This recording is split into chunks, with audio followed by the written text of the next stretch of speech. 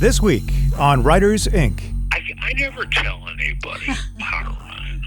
I don't mentor anybody. I don't teach classes.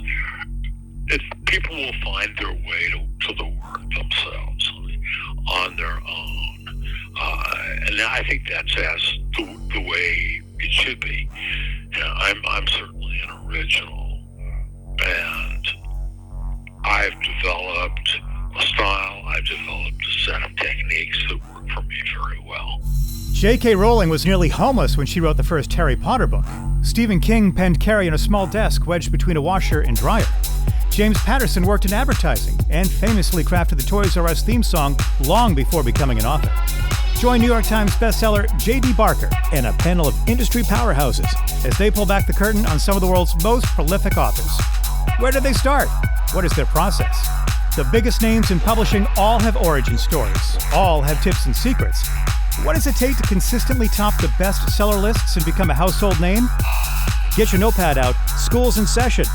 This is Writers Inc. Hi, it's Christine Daigle. Patrick O'Donnell. JP Rindfleisch. Kevin Tumlinson. And I'm JD Barker. Welcome to Writers Inc. I am back from Dubai. Still a little jet lag. So I figured it out. I was up for 28 hours on the leg back. I almost fell asleep on the plane, and there was like this little girl. She was like 4 years old that kept running up and down the aisle. And like I had the last seat on that particular side of the plane. So like I was her turnaround spot. And for whatever reason, part of her game was to like slap me in the arm whenever she did her little turnaround. So like I was just about out, and then all of a sudden I hear this giggle and a slap on the arm, and bam, wide awake again. So, yeah. Well, JP and I were oddly talking about that this week as our business idea. How much would you pay for an all-adult airline? 18 up. Double your ticket price? I don't know. Absolutely. No children flights. They flew me out there. They flew me out in business class, which is awesome because you have like your seat folds into a bed and stuff. And like my seat was right behind first class. So like the curtain was right in front of me, and there was literally nobody in first class. Like nobody paid for it. It was like a $6,000 upgrade to go from one to the other. And the only real difference was you had like a little sliding door, like next to your seat, so like, I don't know that a sliding door for 13 hours is worth $6,000. And I'm guessing nobody else felt that way either, but I don't know. I should have probably checked into doing an upgrade. I'm terrible at doing that, but I've been told if you go to the counter like at the last minute, they'll usually upgrade you for pretty reasonable Especially prices. if they've got those seats open. They'll probably catch you. Yeah. So next time, before we get going, I wanted to just say congrats to Hugh Howey. I saw Beacon 23 is out there and it's streaming. So that is awesome. So 2 shows within a year, which is phenomenal. I mean, and it looks good. Yeah. I saw it pop up on Amazon Prime as a thing. I haven't watched it yet, but when I saw it pop up, I'm like, well, wasn't that a Hugh Howey thing? And but it looked like it was on one of those. It looked like it was on one of those streaming services where it's like all the B movies and stuff show up. That's what I thought it was at first. I'm like, somebody stole Hugh's title, man. But no, I think it was. I think it was his thing. Yeah, and it looks really good. Yeah. So that's next on deck. We're finishing up House of Usher tonight, which is also awesome. If you haven't seen that yet, and then next on is Beacon I'm going to 23. spoil it for you. Don't do it. You're the one that got me to watch that. That was it's incredible. Anybody who's not watched that yet, it honestly it shows the power of an imagination where you've got one person who's totally in control of the entire show. Because like Mike Flanagan, he wrote most of it, he directed a lot of it, and he was right there in the seat, basically running that entire thing from start to finish. Yeah. And like any one of the programs where he's done that have been equally as good. It just when you get all those cooks in the kitchen, things start to get a little mushy. But somehow he has managed to keep everybody out, and it's phenomenal. Yeah, he wove in, like, I love how he pulled it all together with all these different pieces from like Edgar Allan Poe's work, and it's more like an homage. Like there are some direct lines and things in there that are straight out of The Raven or whatever, but it's, he took like these disparate stories, took characters from them and wove them into this kind of crime family dynamic. And it was just so well done, man. I'm a big fan of it. Yeah. That seems to be his thing. He did a great job with Haunting a Hill House too. Yeah. And it was the same kind of deal. It Same doesn't deal. follow the Shirley Jackson book at all, but he kind of just grabbed little pieces here and there and just pulled together his own unique story based on it, and phenomenal. So definitely get out there and watch that. You guys were at 20 Books, right? Yeah. Yes, we were.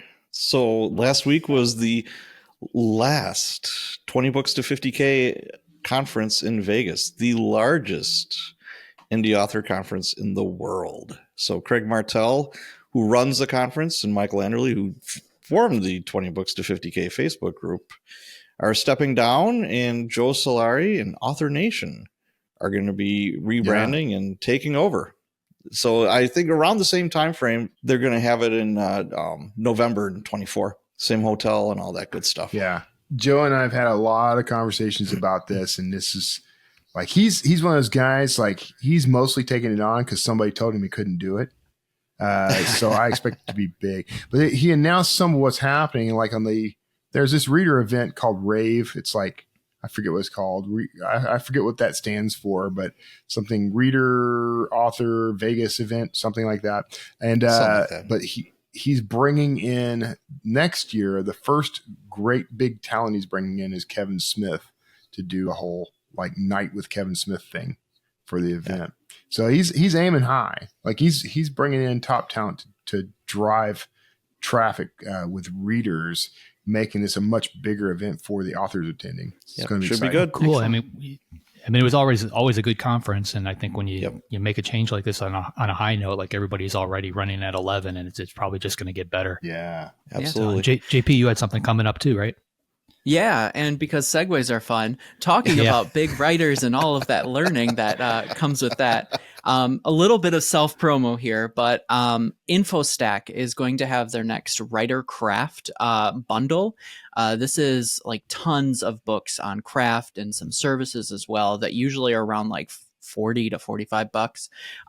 And I believe if all the stars align, my nonfiction will be in this bundle. So next week, Thursday, which is November 23rd, is I think when it opens up. But regardless, you can check out infostack.io and get notified when it launches. And I'm sure we'll share links in the show notes and whatnot. Cool. Congrats on that. Yeah. All right. What do we got going on in the news? All right. In the news, guess what's first?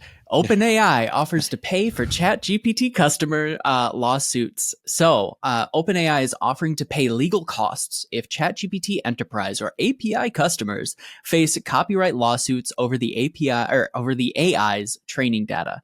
This is a copyright shield, and it aims to protect business users, not the free ones, amid lawsuits from authors. So OpenAI announced the policy and its first developer conference, along with a ChatGPT app store and new AI model. Here's how you know that there's no real threat here on the copyright front, is that people are putting up money saying, when it happens to you, we'll cover it. So their attorneys are telling them, chances are very slim. I'm wondering if that's the case. Like as soon as I heard that, I'm thinking like this is somebody who has never run a business before, who is making a statement probably without consulting attorneys, because no attorney in their right mind would greenlight something like this. I think this is going to blow back because what is the actual upside to them? Like they could go broke. It's a confidence play, I think. I have thoughts. Oh, okay. You have thoughts. Yeah, I know. I had digging into. I was like, what does this mean? Why are they doing this? So it's not unprecedented. So like Microsoft, Google, Amazon already offer this kind of protection in relation to generative AI. So I'm like, why would they be doing this? So this is for paid users as well as developers using ChatGPT. It doesn't really absolve you. Right. So there's like all these buts. So if a copyright holder successfully shows that the output you're using from ChatGPT infringes on their copyright, you can't use that output. Right. So you're still risking. And then there are limitations to the indemnity. So it doesn't apply if you knew or should have known the output was infringing or likely to infringe. Yeah. The user doesn't use the chat safety feature. So if you jailbreak your ChatGPT, it doesn't apply. Mm-hmm. And if you do a trademark infringement, it doesn't apply. So I was like, why would they want to do this? It lets them take control of the claim. So they're protecting their business and their brand. So from that perspective, OpenAI benefits as much, if not more, than the user from this type of agreement. So this is not illegal advice, but be careful because you still could incur legal fees. Yeah. But like, well, as you that said, actually, Kevin, yeah, that makes a little bit more sense, because if you think about it, if they get hit with 1,000 lawsuits, as the defense team for that, they could group a lot of those cases together on the defense side and probably save a bundle of money. So I guess from that standpoint, it makes sense. Well, but they really only have to win one, or maybe a couple, but they only have to win a very minimal number of cases, and then they set precedent, and there's no recourse after that. So it lets them control that story altogether, that whole narrative. I think it's pretty smart play, and they are borrowing. I had seen where they were kind of borrowing from like Microsoft's playbook. You can't really. Microsoft and Google have their trillions to work with, though, so they're willing to take a few more risks than most small companies. But they had to have had some team of attorneys look at this and say, "Look, this is the smart play." I would hope. Yeah, you would think. Are they partnered with ChatGPT, Microsoft, and some? Because I know they've got some really big companies behind them. I don't recall if Microsoft is one of them. Not that I'm aware of, but I could be wrong on that. Yeah, I don't think so. I know Google developed their own thing. I'm pretty sure Microsoft did too, but it doesn't mean that they're not cooperating. Like they may not be building on their platform, but they may have cooperated with that data set that they gathered. Seems unlikely though, because they're pretty willing to let OpenAI take all the heat on things like scanning Smashwords library, things like that. So I feel like they're probably, most of those guys are kind of trying to put OpenAI in everyone's sights while they quietly go do the exact same thing. That's what it feels like from the Microsoft front. Yeah, I think we can expect this not to go away anytime soon. So AI developers, users, IP rights holders are going to continue to battle it out. Yeah. Next on the list, Usborne, I believe, launches U.S. trade partnership. Independent children's publisher Usborne is launching U.S. distribution with HarperCollins after 50 years of UK-only sales. So Usborne says it carefully curated a 253 title U.S. list from its best-selling series and standalones. Late founder Peter Usborne pioneered stealth learning books that educate while entertaining. Usborne retains its collaborative in-house creative process for generating and adapting books for the U.S. market. I like stealth learning. I like that as a term. Yeah, I do too. When I saw that, I was like, this is interesting. And it makes sense because it's entertaining through education, which is basically how things like Duolingo or all of those apps where you get sort of that dopamine hit works. Yeah. So I actually, because probably I'm Canadian, we get UK stuff. I don't know. But my son had some of those books growing up. They're very cute. They have little characters. It's like, look inside a castle. And then they teach you all the things about castles. So that's great. They're great books. I'm glad they're coming over. That's good.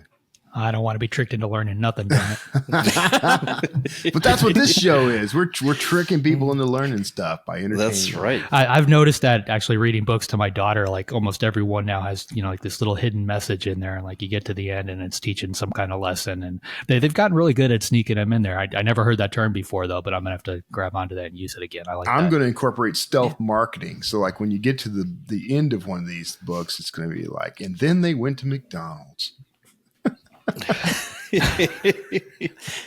Little registered trademark thing right there. They all enjoyed a bucket of KFC. I see you're really going for those big sponsorships. I haven't had lunch yet. Okay. Noted. So you're just hungry. They sank their teeth into a Whataburger. Last on the news, U.S. National Book Awards, David Steinberger's narrative. So this was an article that Christine sent over, and Steinberger highlights the shift towards using data and AI in publishing. Authors should leverage these tools for book discovery and building direct relationships with readers.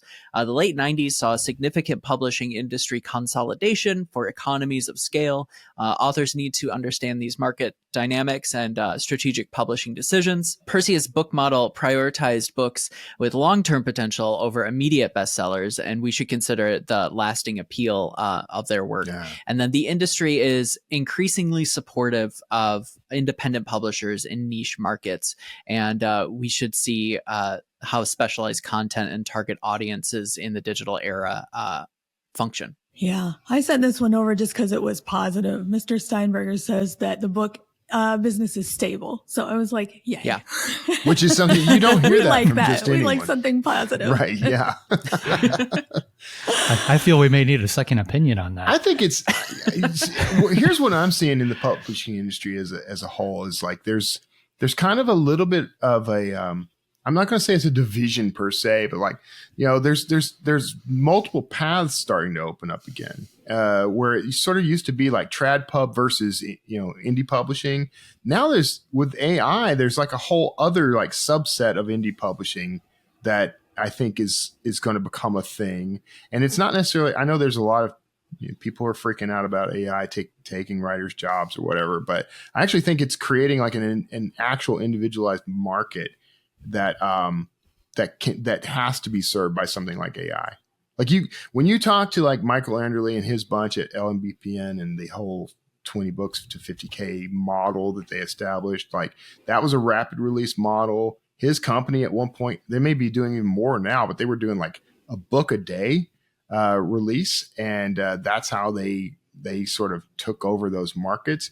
There's a definite readership for that kind of thing. And they don't care as much about quality as they do. They just want to feed that need for story. And that's what AI is going to start scratching as an itch over the next year or so. But it opens up this artisan lane for those of us who just love the writing and just want to write good books. I think we're going to start being able to bill ourselves as, you know, this is a 100% human written book by an actual human with possibly a robotic heart. It should be worded just like that's that. That's what I'm putting on my book descriptions for sure. Yeah. And I think that's true. There's always, you know, someone who's going to put a poster up on their wall and someone who's going to put a Picasso. Yeah. And there's always different markets for different people and different tastes. But I love that Perseus highlighted the idea of long-term potential over immediate success. Because trad pub has always been, you know, pre-orders in 2 weeks and you're done. That's what I think has gotten us in trouble. So I like that we're kind of, yeah, so do I. I agree. I wholeheartedly agree. And he really talks about the importance of diverse business models adapting to changes in the industry, which we've been continuously talking about. You have to adapt to survive. So yeah, it was a really interesting article. Go read it. Read? No way. I have an AI read it to me. And with that, JD, who's up this week? This week, we've got James Ellroy. He's the New York Times bestseller of some of my personal favorites like LA Confidential and Black Dahlia. His latest book is called The Enchanters. It's based on in 1962 and the events surrounding the death of Marilyn Monroe. So here he is, James Ellroy. Mr. Ellroy, it's a pleasure to have you on the show. Great. Thank you. And I'd like to start off about talking a little bit about your career, if that's all right with you. Certainly. How did you get started writing? I wanted it. I wanted it to the exclusion of everything else. I was 30, not quite 31 years old back in 1979. My life was going nowhere. And I had a book I wanted to write. The story had been kicking around in my head for years, several years. And I wrote it, and I got a reference book, which was titled Writer's Market 1980, subtitled Where to Sell What You Write. And I sent 4 copies, Xerox copies, of the manuscript of the book, Brown's Requiem, my first novel, to agents who said they'd read unsolicited manuscripts, and they all wanted to represent it. And I went with a man who sounded the most aggressive and perceptive. Yeah. And who was that? Can I ask, is that the agent you're still with, or was that somebody else? No, that was Richard Hutner. Okay. It was a small one-man agency. Nice. And you were working as a golf caddy at that time? Is that right? Yeah, I was a caddy at Bel Air Country Club in L.A. Okay. And how did you fit in? You were doing that for quite a while through your first 5 books, I believe.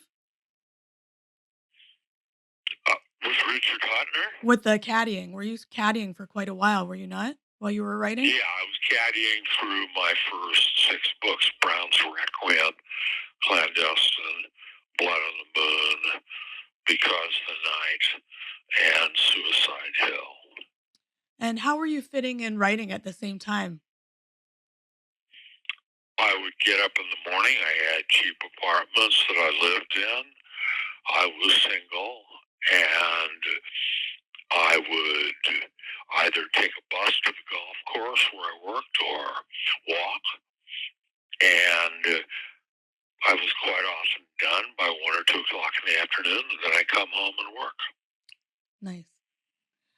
And so you've been doing this for a long time, and you've changed agents, correct?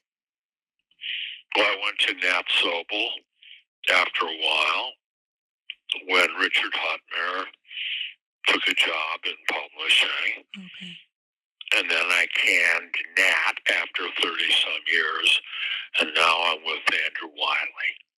And you had written a couple of books, and then you met Otto Penzler of Mysterious Bookshops. Is that right? Right. What happened with that? We became good friends. We still are good friends. And he was the fellow who introduced me to Nat Sobel. Okay. And then it just took off from there. Right. Right. And so now you have a new book, The Enchanters, where you've brought Freddie Otash into 1960s LA. Right. It's not a satirical Freddie Otash book and a comedic Freddie Otash book, like Widespread Panic is. It's a big tragic Otash book. Yeah. And you've said before that you think for quite a while, many months before you outline your books. Is that correct? Well, it takes a long time to outline the books, yes. They're very long and very detailed. Yeah. Do you think about it for a while before you put any words down? Or are you writing all the time? I sure do. Okay. I sure do. Before I mess around with the idea in my mind. It's like test driving a car. And I've been doing that on this new book, which will be the sequel to The Enchanters. And there you go. The outline for The Enchanters was 425 pages. Wow. So do you do any writing during your thinking months, or is that just time to think? No, it's not the thing. Okay. Then it's time to write the outline, to take the notes. And of course, I write entirely by hand. Yeah. And what does that outlining process look like for you? Can you tell us a bit about that? What goes into your outlines? All my ideas, all my plot points, everything on the characters, everything on the various crimes that I depict, the milieu, the history of the time and place, and then I put it together. So does it originally have any kind of shape, or it's just all your ideas in whatever kind of order you get them? No, it always has a shape. I'm an orderly thinker. So kind of like a first draft, and then you're filling in? No. No. No, it just says, go here, go here, go here, go here. And it's in violet. I follow the diagram that I have created. Nice. 425 pages. That is a substantial outline. It is. Yeah. And you handwrite. What do you think would be lost, like using a less tactile, more mechanical style of writing, like typewriter or computer? Do you think that changes the language, the flow? Well, I'm not distracted. I'm not looking at a computer screen and seeing advertisements. It's easy for me to sustain concentration. I'm good at sustaining concentration. So I was cut out to be a novelist writing huge, very complex books because I'm capable of thinking about one thing and one thing only for quite a long period of time. That's a good skill to have. So deep thought. So were you just built like that, or do you have any tricks that you use for deep focus? Yeah, this is the way I started out. I was working as a golf caddy. I didn't have much money. I lived in a cheap hotel room. I wrote standing up. I spread my papers out on top of a dresser, and that's how I worked. Yeah. And I've never stopped. Do you still write standing up? No, I don't stand up. I have a desk. Yeah. I don't have a cell phone. I have a landline phone. I'm talking to you on a landline phone. Nice. So not only is your outline for the Enchanters substantial, the book itself is pretty substantial in terms of page count, but it flies by. Natasha's voice just hits you like a freight train. Can you tell us a little bit about like how you developed your style, the intentionality behind it?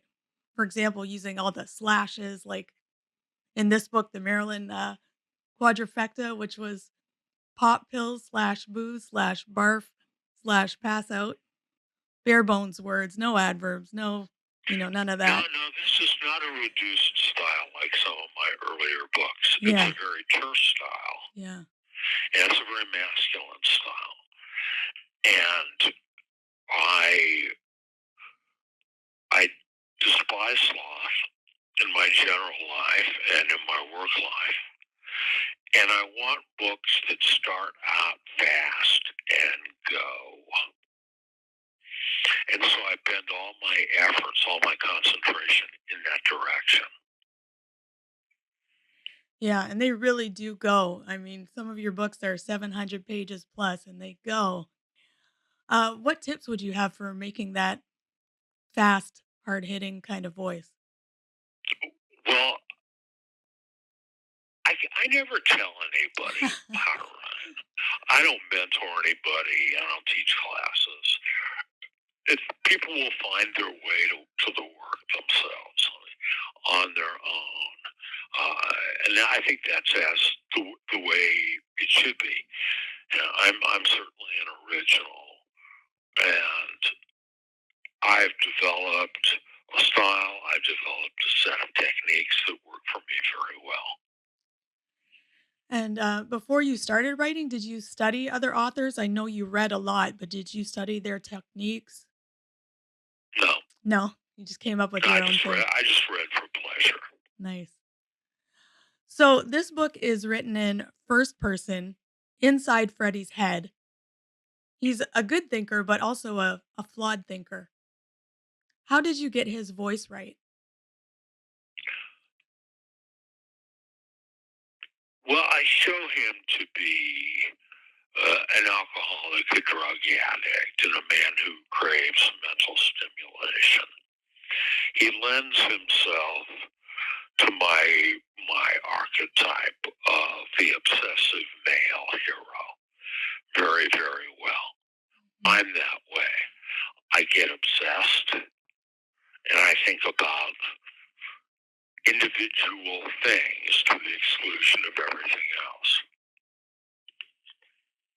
Yeah. And so, in that case, he's certainly an offset of me. He's certainly younger. I was only 14 years old in 1962 when the book is set. Freddie was 40 then. He's long dead now. And it's a natural way for me to write that expresses my concerns. And it's a great voice to utilize when you write novels of obsessive masculine intrigue. Yeah.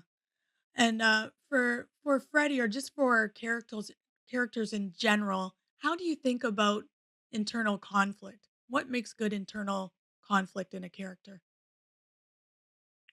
High stakes. Mm-hmm.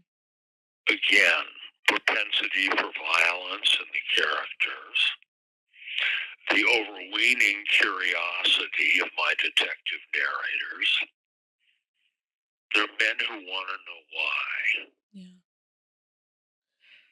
So you said high stakes. I'm curious, what does high stakes mean to you? High stakes means a good murder case. Hmm. Nice. So in this book, Jimmy Hoffa offers Otash a job gathering information about Marilyn Monroe, including her relationship with the Kennedys. Right.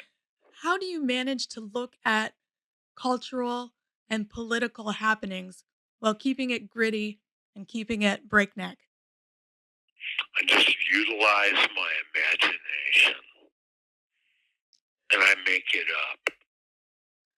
I love that. So, how do you decide, or what techniques do you use to mix fact and fiction, or how do you rewrite history to your own specifications? I know how to do it. I've been doing it for a long time. I follow my instincts. And I have people who do negative research for me. The real life story of Marilyn Monroe and her death and its aftermath is muddled. We don't know what's real and what's not.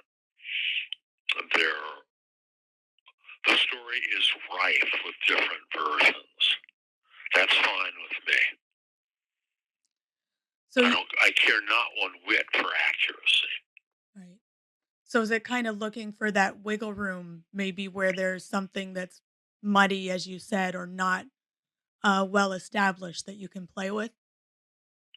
Right.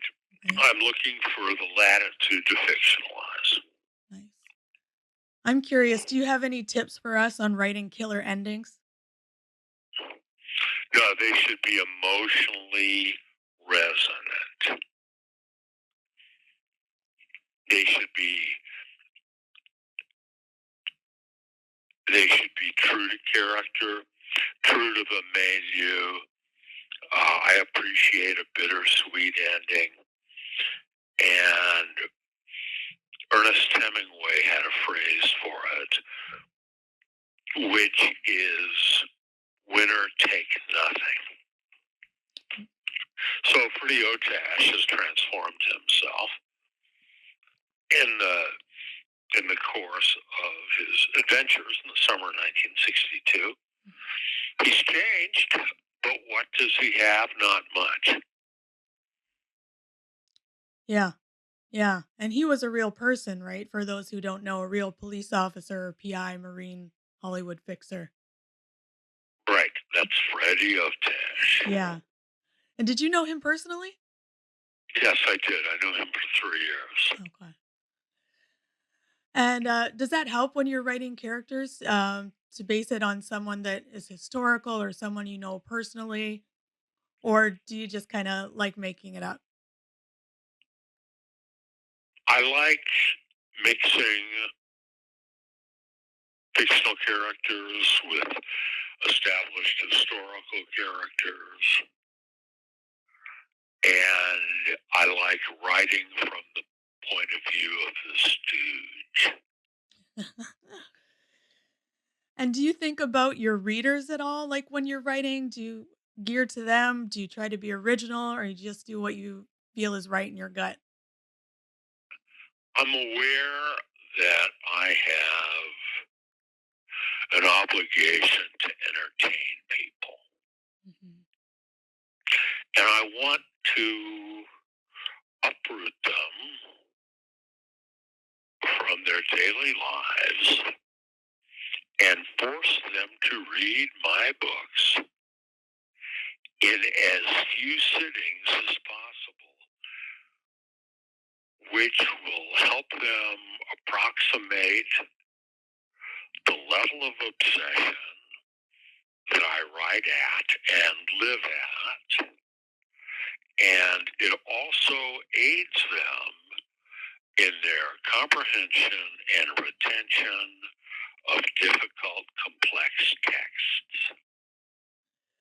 I like that. I like that a lot. So I'm curious, what do you love about writing 1940s, 50s, and 60s LA? Well, I was born in 1948. I grew up in LA. am recreating the 40s that I know about from people talking, discussing obsessively the war. Everything was either after the war, during the war, or before the war with people. For the longest time, when I was a little boy, I believed the war was still going on because of its prevalence in the American imagination.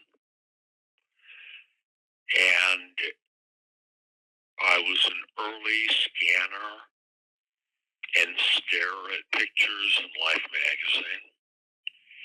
So the past, the recent urban past, has always lived in me. And now I write about the era of my cognizance. Yeah. Being 14 years old. Yeah, it's such a formative time, right? Yeah. Yeah. Awesome. So I want to talk a little bit more about what else you're doing now. So tell me about American Tabloid and its podcast. A man came to me named Jimmy Jelinek. He runs a company called Audio Up. He wanted to do a podcast of my book, American Tabloid, my most honored novel, my story told from three of the conspirators who whacked John F. Kennedy. I said, only if I can read all of the narration. And he said, yes, well-known actors will read the dialogue. That's what debuts this coming Thursday. Lovely. Not one word is cut, unexpurgated, unbulderized, no, nothing cut, uncensored. And it's a 576-page novel, and it's 21 hours of spoken word. That's wonderful. And did you enjoy doing it in podcast format versus audiobook? Like, what do you think the difference is? You got to narrate it with your voice, which is phenomenal. Well, I'm happy to do it for something on this scale. I narrated a book I wrote called The Hilliker Curse, but it was an abridged version. And it's tough work. But in the case of American Tabloid, the podcast, you've got the actors. They differentiate the voices. You've got sound effects. You've got period music. You've got a story you can follow, and it's a huge story. Yeah. And do you think that, besides the book, maybe that's the way to keep the story most true to your voice? Other than the book, yes. I mean, movies you have no control. Television you have no control. Yeah. The reader here becomes a listener, and they are required to supply the figures themselves. Exactly. And what was challenging about that for you, about doing that podcast? How are you recording that? What did that look like? I went into a studio with Jimmy Jelinek here in Denver. We recorded. If I flubbed a word, we had to start over at the beginning of the sentence. It was 2 weeks of work. 2 weeks of work for 21 hours. That's not too bad. That's No, just for my narration. Then the actors were recorded individually. Okay. That's amazing. And where is that coming out? Where can listeners find that? It's on the Audible network. Okay. And the company itself, the individual company who commissioned me, is Audio Up. And do they just work with writers in general? Like, can people approach them, or how does that work? They come up with ideas and commission podcasts. This is the first novel they've done. Wonderful. Well, I'm really, really looking forward to that. You can tune in on Thursday. We will. And this podcast will be out Monday. So it will be out and listeners can find it. I like that very much. Yeah. Me too. Yeah. Yeah. And so as we're kind of coming to a close on time here, most of our listeners are writers. They love career advice. If you could offer advice to new authors, aspiring authors, what career writing advice would you give? Write for books. Become a professional. If it's published on the internet, it isn't really a book. Self-publishing, amateur publish, no, don't do it. Hold out. Okay, so that was an interesting interview. Mr. Ellroy does not have a computer or a cell phone. So that interview was literally a phone-to-phone with me holding it up to the microphone. So that was delightful. I was kind of sad because I had all his books behind me. I had like a first edition of LA Confidential. I can't claim that. That's my husband's. But I was like, oh, you can't even see all your cool books I have up here. But no computer, no cell phone. Just a pen and paper. You did an excellent Would you try job. The James Ellroy You cut out all the references to him telling kids to get off his lawn. You cook all that stuff out. What do you think? Could you do it? A month? I'm too digital. No. My handwriting's terrible. I got great handwriting. I am always tempted to write a book by hand, but then it's just sort of, I don't know. I get intimidated by it. So I'll start one on paper and then I end up writing it all on Scrivener. Yeah, I've got one I started on a typewriter. I've got an old Royal typewriter my mom gave me.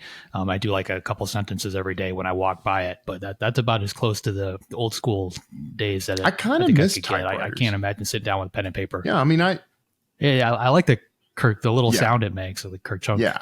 Now, kind of what I want is just program your computer to make. You could do that. I mean, the whole word processor model was that you were writing and it was typing it on paper at the same time, but also storing it on media.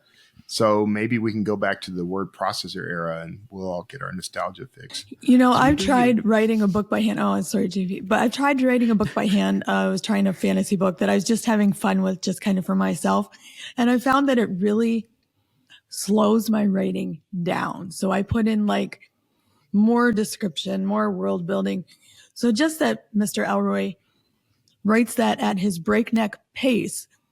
It was just amazing to me, the pacing that he gets with pen and paper. That's so cool. I've been thinking about that this week. Yeah. Well, I think if you try any method other than your computer, you're going to find that your voice is different, your pacing is different, like everything about that story is different. I mean, that's why I'm using the typewriter, because it's creating a very different type of book than I would normally, write on my own.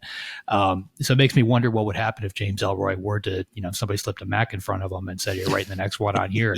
What would we get out of the guy? Because he's created some pretty fantastic books with that pen and paper. I just started reading. I'm going to butcher it. Haruki Murakami's Novelist as a Vocation. Did I get it right? The book is called Novelist as a Vocation, but I did not realize this, but he writes everything in English first and then translates it back to Japanese, which later gets translated to English again. That's pretty impressive. But he outlines why he does that. Like, that's how he did his first book. It was the only way he could get it, and it helped him keep the language like simple. Like he had to, because Japanese apparently, like, you can get very flowery with the way you describe things, and this was a way for him to kind of tame the writing. I just was fascinated by that, but I don't. The only thing I could do is write a book in Pig Latin, so I'm not sure that would be helpful for anybody. Yeah, I'm such a fan. One of his early books was the reason I wanted to write, because he is such a fabulous writer. Just this. Yeah, economy of language, this weird disconnect and existential crises, and he's beautiful. If anyone hasn't read them, hasn't read him, they should. So, didn't mean to sidetrack us though. How many of you remember? Okay. How many of you remember those Writers Market books? Are those still around? Yeah, I think they are. I thought they might have stopped a few years ago. Well, okay, let me rephrase that, because maybe they don't do the print version anymore. I mean, it's still available online, but they have those always had great articles and stuff in them. So I used to have a whole collection of them. I did too. I had probably like 10 or 15 of them just every year. Just had to get the new one. To get the new one, and they didn't change that much, but it just looked cooler on the shelf. Yeah. Okay, so here's my other question. Mr. Ellroy has chunks of time that he spends just thinking and doesn't do any writing at all. Do you ever do that? Just have months of thinking before you write your next book without writing other things? Bathroom time. Yeah. Is that not everyone? Kevin, you have months of bathroom You don't time. spend I don't want to know months about of bathroom It's time. a process. You got to do this. You got to take your time with this. He Don't need to hear it. No. he rattled off McDonald's and KFC at the start of this. You know he's spending time in the bathroom. Taco Bell's next. That's right. I eat a lot of cheese. I mean, the closest I get, like, I work a lot on the books while I'm out on a run every day, thinking about what I'm going to do next. But I've never completely put the whole process aside for a couple of months, just thinking it through and organizing and things like that. I do know people that do that. Lee Child is a great example of that. He starts each Reacher book, or he did on the beginning of September, I think September 1st. September 1st, he still does. Yeah. Funny. Yeah. So he spends time thinking about it, coming up with that plot and just kind of working it in his head. Stephen King does that to a certain extent. He doesn't write a lot of stuff down. He feels that, if these ideas pop in his head and they're worthy of actually getting to the book, he'll remember them. So he doesn't actually make notes, which is a really cool way of looking at it. But yeah, I mean, then I guess Ellroy must sit down at some point then and just hammer out the outline on paper. Yeah. And then start the writing process. I think on paper and by hand, like, because I do a ton of journaling every day. Like, I've got 3 or 4. It's usually like a study kind of thing, but I explore themes I've noticed through all that. And then what ends up happening is that theme ends up ultimately working into the book. So I'm not like sitting around thinking about the characters or the plot or anything like that, but I am kind of working through various themes that I think would be great for the story. Maybe not even intentionally. I'm not intentionally thinking those themes would work great in a story. I'm just working through them, and then they end up in the story. I also thought it was interesting. He's not the first author I've heard say this that does kind of historical events, but he looks for some wiggle room. So something that's historical, but not well documented. Then he kind of splits that open, tailors it to his own specifications. Have you ever done anything like that? I did it with Dracul. Like, we had a lot of things that we found from Bram's notes, and a lot of it, like, if you one little sentence here or there, but then you jump on Google and it opens up this giant can of worms. I would have loved to hear more from Ellroy on his research process, because if he doesn't have a computer, like, how is he going to the library? He's actually visiting these places. Yeah. He's an older guy, so, like, I can't imagine him doing a lot of travel. He just lived through it all. He's definitely.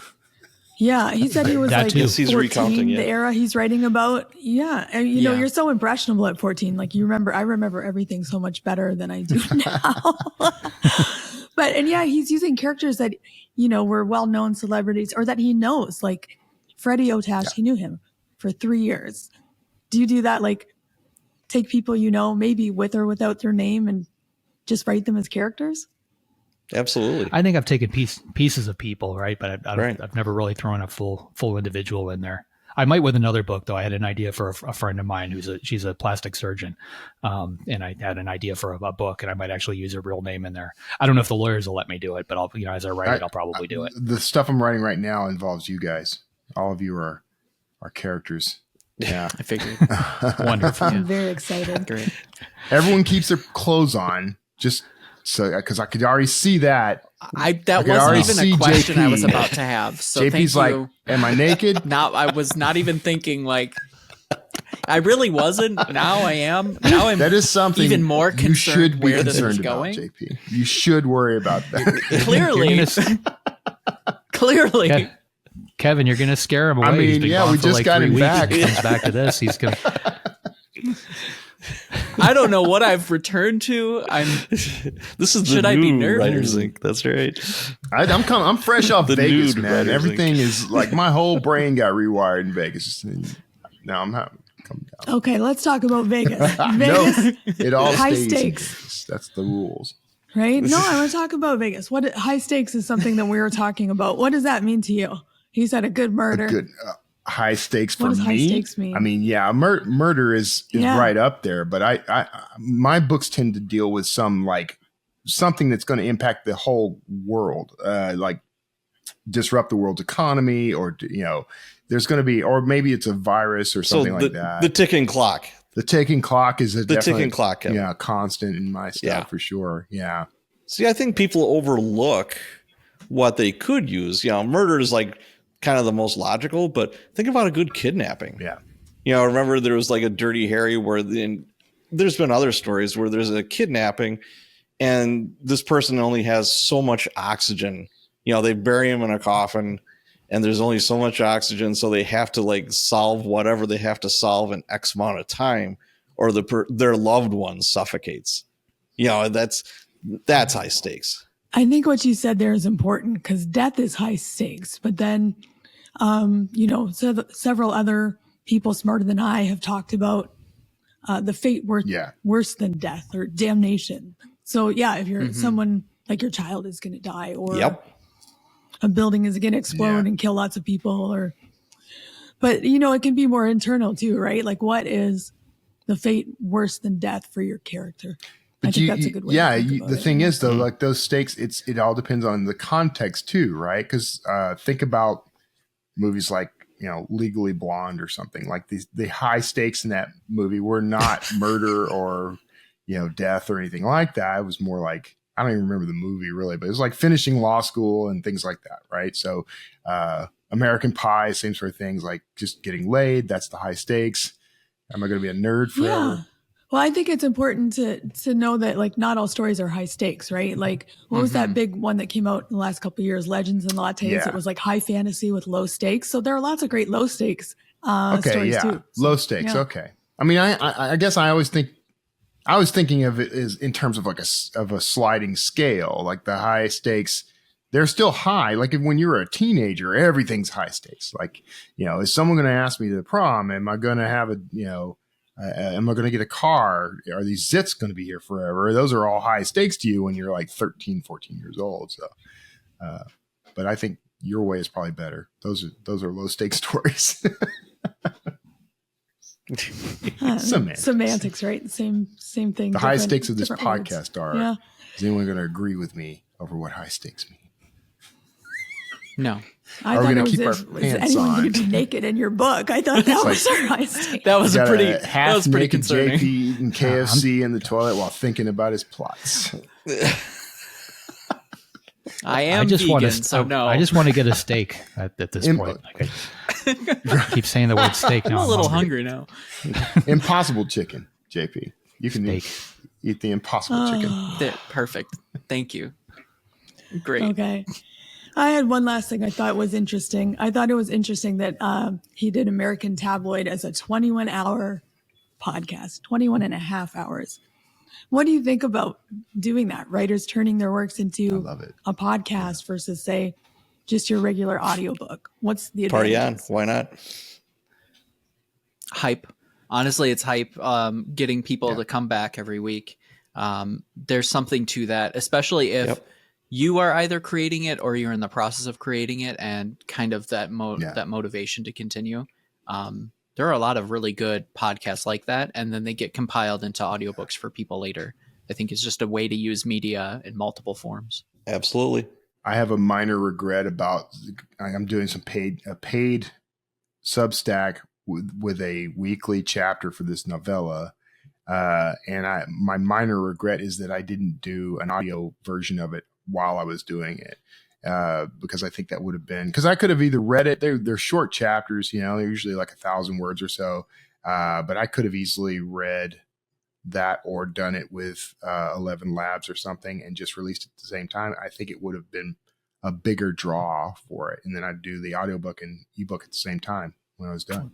It's a good proving ground too, right? Like you could use that as a testing ground to kind of fine tune the story. Like take all your feedback and go back and tweak it again and then put out your final product. Yeah. Because I do play audio. Like Word has a text to speech thing that I use on the iPad that reads it for me to help. Then I use that for the editing.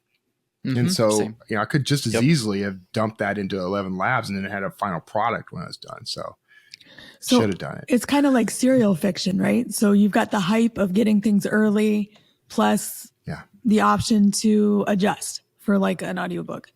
Oh, that's awesome. Yeah, I love that idea. Yeah. All right. And with that, JD, Who is up next week? Next week, we've got Wendy Whitman. Through her decades-long work as an executive producer and on-air reporter for Court TV and The Nancy Grace Show, Wendy Whitman has become an expert on the subject of murder. She's going to explain how she's basically channeled that experience into her latest novel, which is called Retribution. And I believe the book is out now. Sounds great. If you'd like to be notified as soon as new episodes publish, make sure you go to writersincpodcast.com and sign up now. We'll see you next episode and have a great week of writing. Thanks for listening to this episode of Writers Inc. Access the show notes and leave a comment at writersincpodcast.com.